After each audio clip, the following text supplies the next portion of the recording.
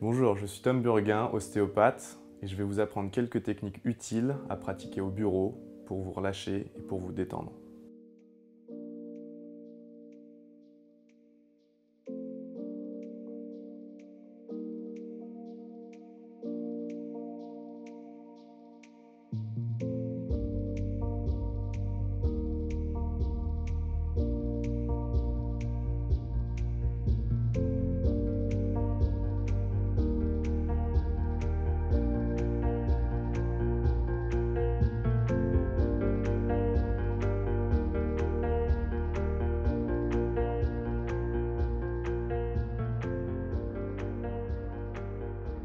On va travailler sur des automassages au niveau du crâne, des cervicales hautes et du début du cuir chevelu au niveau de la base du crâne. Le premier exercice va consister à positionner ses pouces au niveau de la partie supérieure des cervicales. Quand on a positionné ses pouces au niveau de la partie supérieure des cervicales, on va effectuer un TEVF. On va donc créer un relâchement de la tête, des épaules, du ventre, du bassin et des jambes. On positionne donc les pouces au niveau des cervicales hautes et on relâche les épaules. Quand ceci est fait, on va pouvoir, par une pression glissée de bas en haut, faire glisser les pouces le long des cervicales en créant une flexion de la tête progressive. On va accompagner cet exercice d'une respiration profonde, d'un relâchement, et au relâchement, on relâche épaules, bras, on refait notre TEVF pour être sûr d'être relâché et on reprend les paramètres. Base du crâne, relâchement des épaules, on fait glisser les pouces de bas en haut en induisant une flexion cervicale. On inspire. Et on relâche doucement les épaules, les mains, la pression sur le crâne. On se repositionne et on repart pour la dernière phase de traction, de pression glissée. On se positionne au niveau des cervicales hautes et on fait glisser progressivement nos pouces vers le haut tout en enroulant la tête vers le sternum. On inspire et on souffle bien, on relâche tout. Et on se repositionne. Une fois qu'on a travaillé les cervicales hautes, on va pouvoir se concentrer sur la base du crâne, donc sur la jonction entre la boîte crânienne et les cervicales derrière.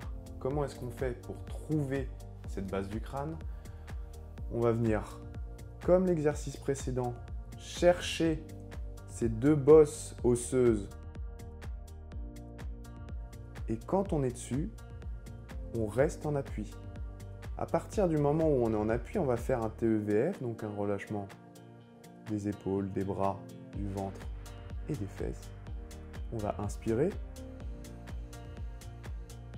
Et sur le mouvement expiratoire, en relâchant le ventre, on va commencer à effectuer des mouvements circulaires, concentriques et de plus en plus éloignés de notre point de pression initial afin de créer un automassage de la base du crâne.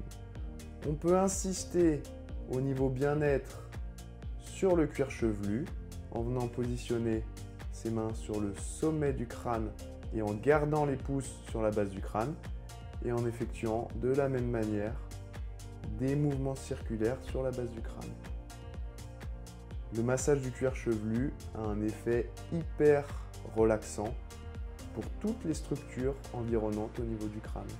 Donc ce n'est pas juste du bien-être, c'est une manière de relâcher durablement toute la base du crâne et le crâne. On relâche progressivement et sur une autre phase respiratoire, on va reprendre la mise en place. On va relâcher les coudes, inspirer et en soufflant, on recommence.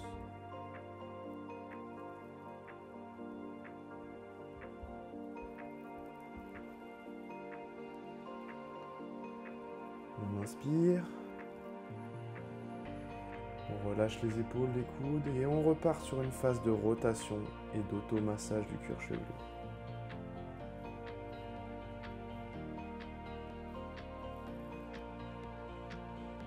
On peut finir par un appui un peu plus fort au niveau de la bosse crânienne sur la partie postérieure, puis on relâche tout, épaules, bras, et on finit l'exercice.